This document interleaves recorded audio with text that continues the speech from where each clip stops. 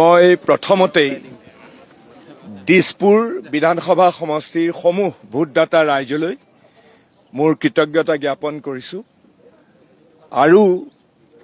ভাৰতীয় জনতা পাৰ্টিৰ মাননীয় প্ৰধানমন্ত্ৰী শ্ৰী নৰেন্দ্ৰ মোদী ডাঙৰীয়া, শ্ৰী অমিত শ্বাহ ডাঙৰীয়া, সভাপতি শ্ৰী নীতিন নবীন ডাঙৰীয়া, অসমৰ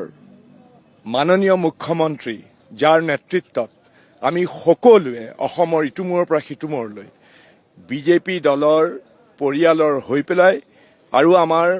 সমগোত্ৰীয় আমাৰ যিটো মৰ্চা NDA সকলোৱে আমি লগ লাগি ডক্টৰ হিমন্ত বিশ্ব শৰ্মাৰ নেতৃত্বত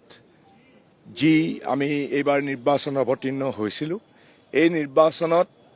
অসমৰ সমূহ জনসাধাৰণে যি ধৰণে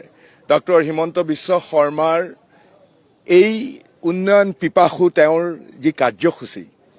তেওঁৰ অসমীয়াত্ব ৰক্ষণাবেক্ষণৰ যি অগ্ৰণী তেওঁৰ ভূমিকা আৰু তেওঁৰ অসমক আগুৱাই লৈ যাবৰ কাৰণে তেওঁ কৰা কঠিন পৰিশ্ৰমক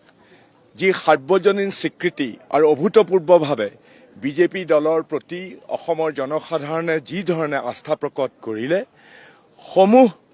বিজেপি দলৰ কৰ্মকৰ্তা বিজেপি পৰিয়ালৰ সকলোৰে হয় মই অতি বিনয়েৰে সৈতে আজি এই দিছপুৰ বিধানসভা সমষ্টিত বিজেপি দলৰ প্ৰাৰ্থী হিচাপে আজি মই জয়ী হোৱাৰ যিখন চাৰ্টিফিকেট, সেই চাৰ্টিফিকেটখন মই গ্ৰহণ কৰিলোঁ আৰু সকলোকে মই মোৰ ধন্যবাদ আৰু কৃতজ্ঞতা জনাইছোঁ।